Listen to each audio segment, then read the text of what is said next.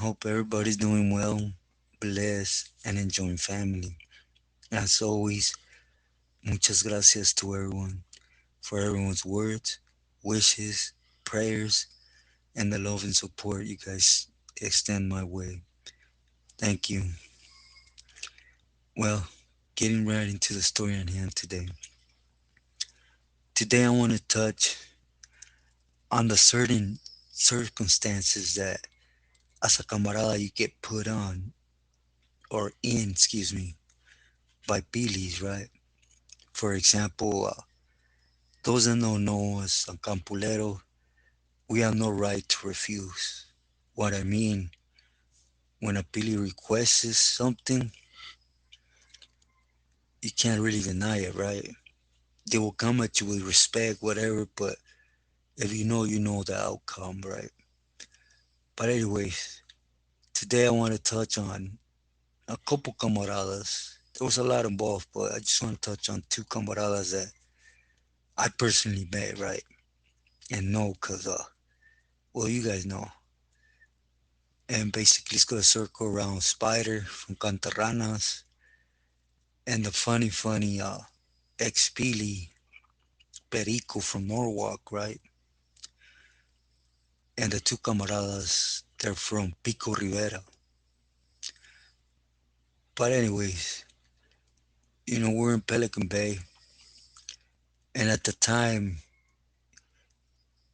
like I mentioned in past videos, you were still having individuals get kicked out to the main line, right? For the inactive 5 year, 6 years inactive, and they would get sent back to the main line, right? IGI was sending them back. But anyways, basically out there was a couple camaradas, right? One from Whittier, uh, the homie Chapo, and the homie Diablo from Pico Rivera. As we're up there, I sincerely, when we talk about the homie Chapo, he was well respected. He was well trusted. He was well liked by a lot of Pilis. The one you could say functioned the most with was Spider, though.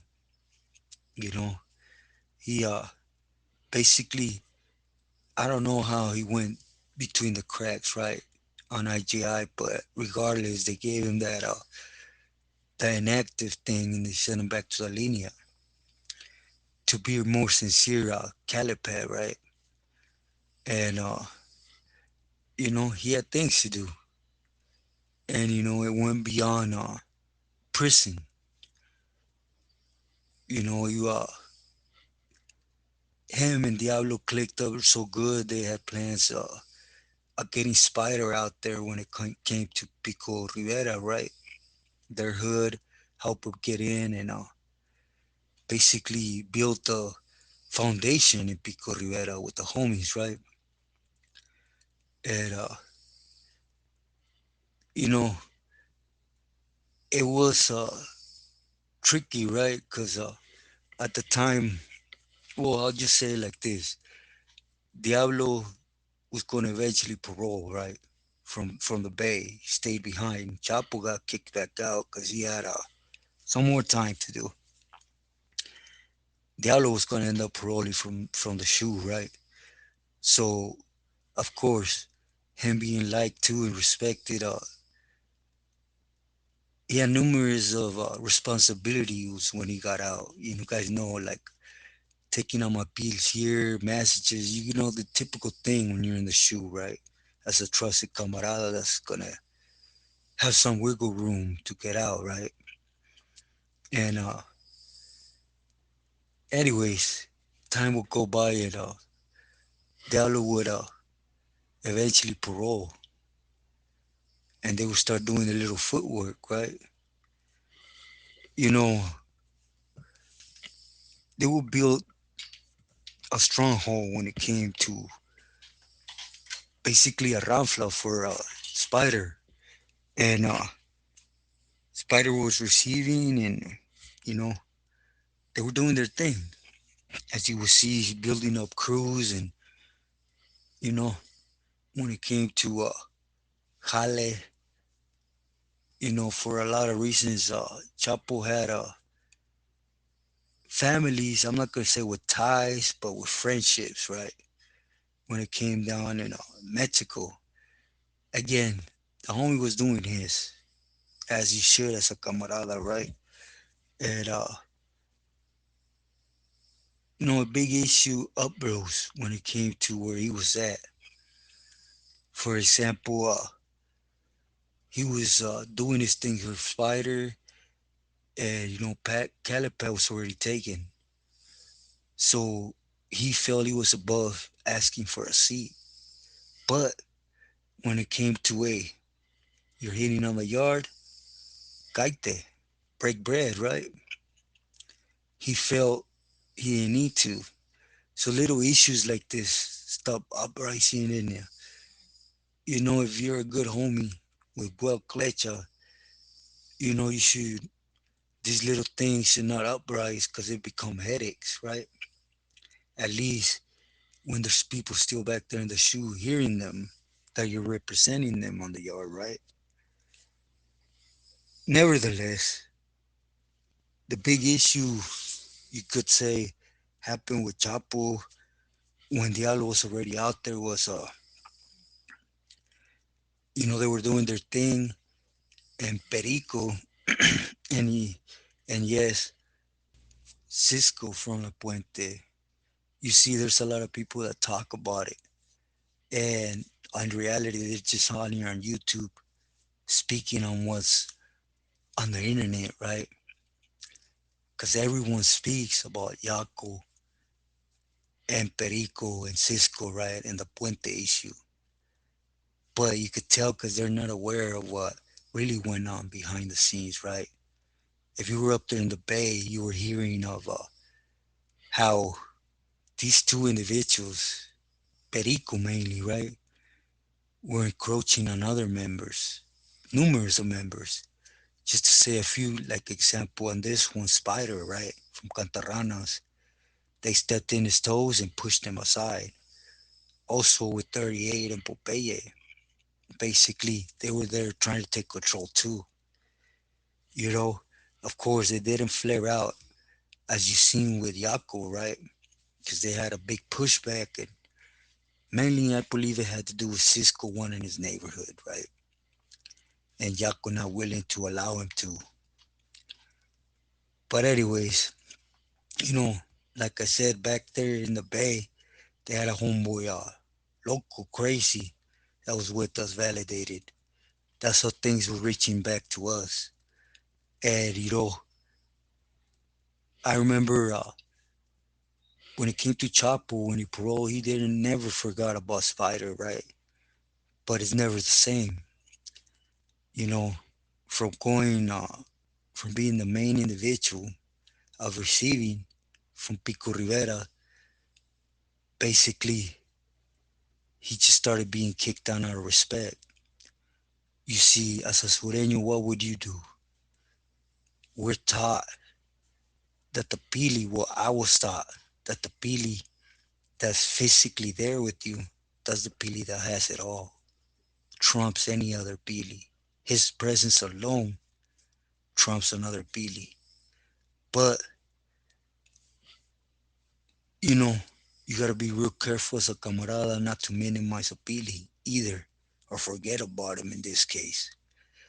So, this is what Perico did. He was out there in person, basically went out, said that was gonna be him, and he started in crunching. The mistake that Chapo, Diablo, and yeah, Loquito, Loco, Crazy, whatever you want to call him, right? Did they jump chips? And I know we're to the knowledge all of us forget that when we're there, we're in Tecato's world. Cause I guarantee you, to the thought that they were already on Spider's hit list the minute something happened with Perico. You know, He's not gonna stay nothing while they're under his wing, but you know, they gotta remember they're functioning in the state. They're gonna fall under the state, and they're minimizing a state pili for a feds pili. You know, it goes beyond hurt feelings. We'll just leave it at that. Remember, they're at each other's throat, and it's not only about wanting what the next man is. It's about that power. I'm more powerful than you. And you kick down a pili, and you lift another pili. Of course, you're gonna have hurt feelings, right? Where there shouldn't be no hurt feelings. But anyways, I want to show you how it works, right? In two different angles. For one, I always speak about how there's telling everywhere, GP, streets, everywhere, right? For example, within time, this is happening when it was open war with the Mongols. You guys know it flared out more in Rivera than anywhere. And basically, of what I heard personally by someone I trust, right? We'll just leave it at that. That it had to do with Perico wanting a cut or trying to push on these individuals at a spot they had out there in Pico Rivera because he felt entitled to that area, right? Again, it don't take much to flare a weak individual's ego, right? And they said chalice. So his next assignment was to tell Chapo and Diablo to go ahead and move on them. According to Pelico, he just said move on them to have them pay. But I know it's BS, right? Because I remember Crazy back there, he basically was keeping everybody in the loops, right? Because remember, Diablo had a lot of responsibilities for when he got out. So, anyways, Crazy was keeping people in what was happening. And basically, according to him, Perico's orders was take him out, you know?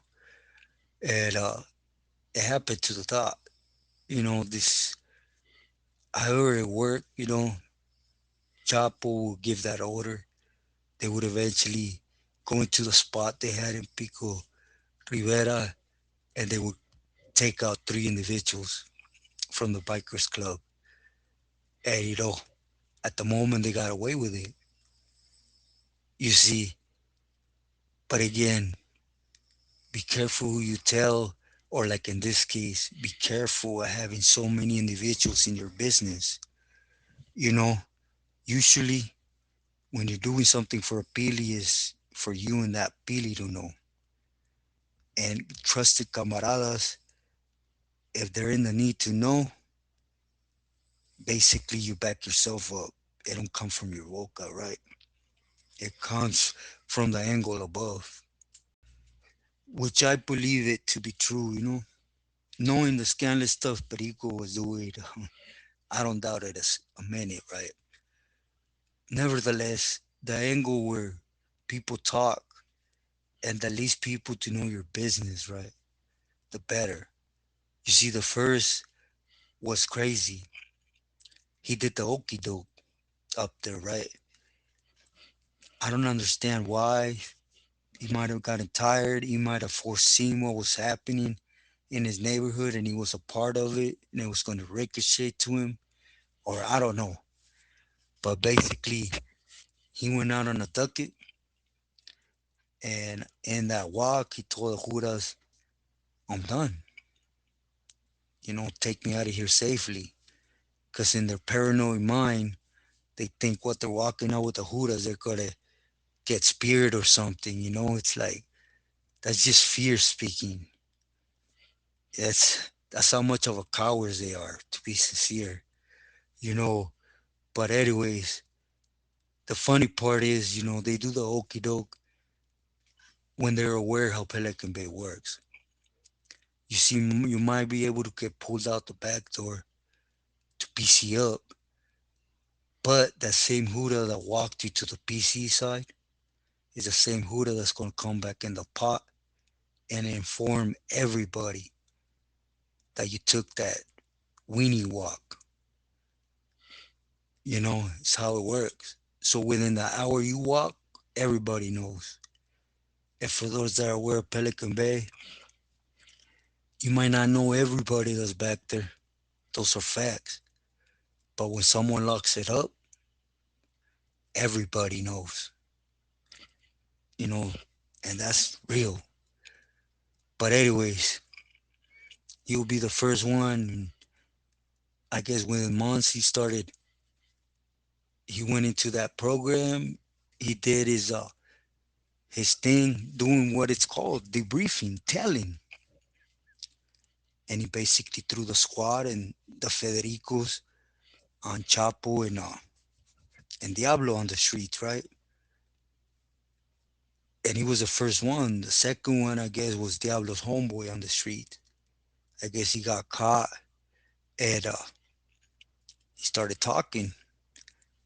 You know, to save his butt, he threw Chapo and Diablo conversations. You know, all that weenie stuff they tend to do because they out there doing things, supposedly being a soldado, and when they get busted, all of a sudden they don't understand the meaning of falling and falling alone, right? But anyways, it's basically how Chapo and Diablo would end up getting the death penalty, right?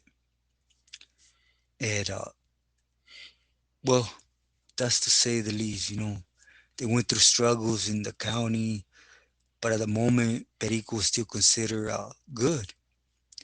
So you know, they had you could say a buffer zone there to lean on, right?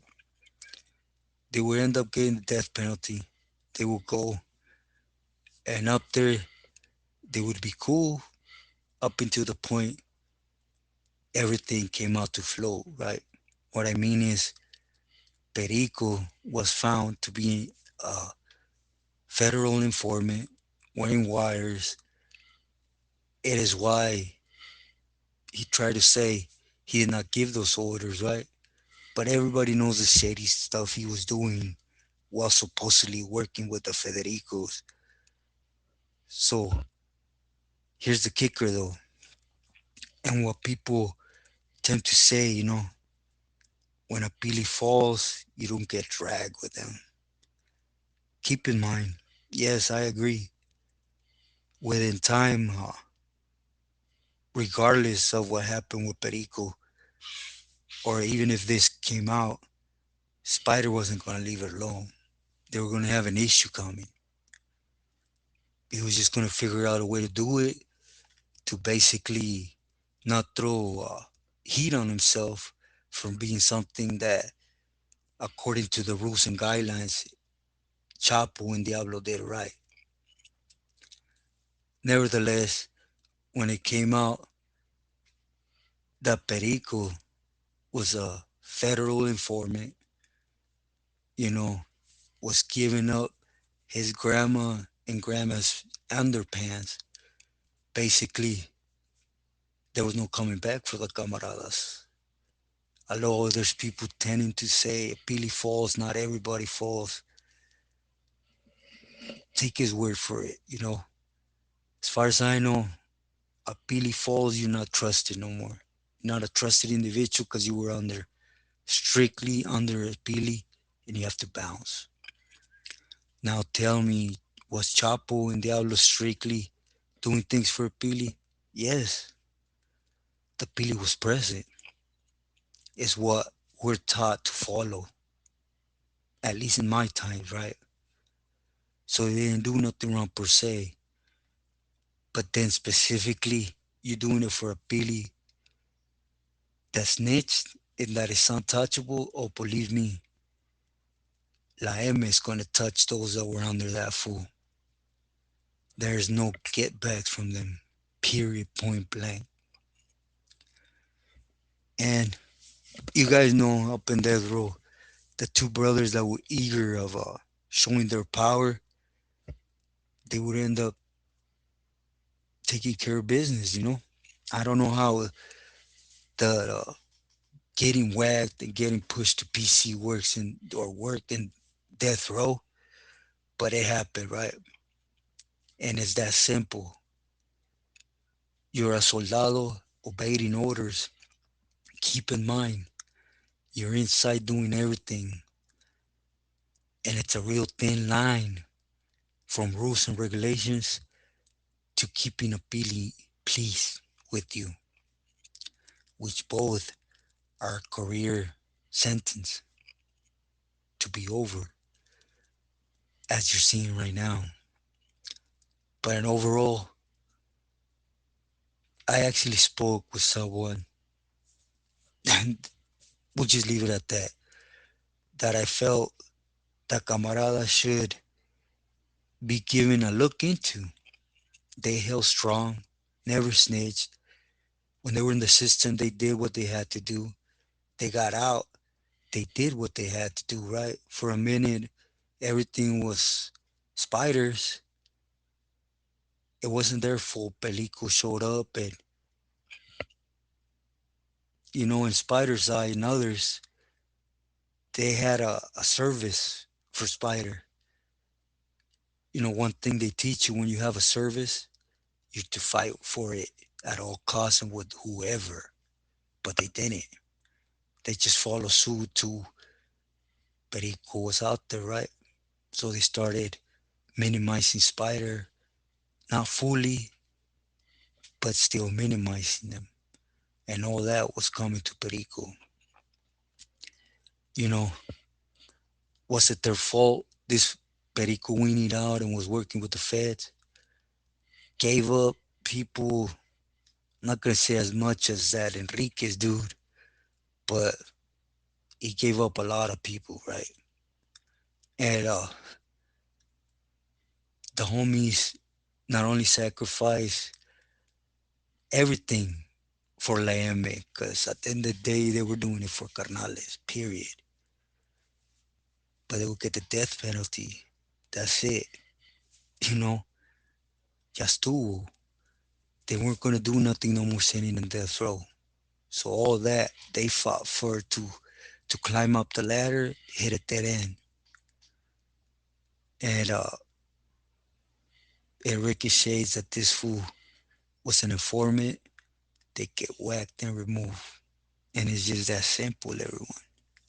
You give your life not once, twice, however you do it, for the causa in blood, in tears, in time. It just takes politics, their politics, to say you're basura. I know that's a strong title to put on someone, right? That's why I always show respect for those that are on that side, because I know there's a lot of weenies. There's a lot of fools back there that are good, though, that got pencil whoop, and by following rules and regulations according to what we're taught, they didn't learn the Tecato way, though, and they fall short.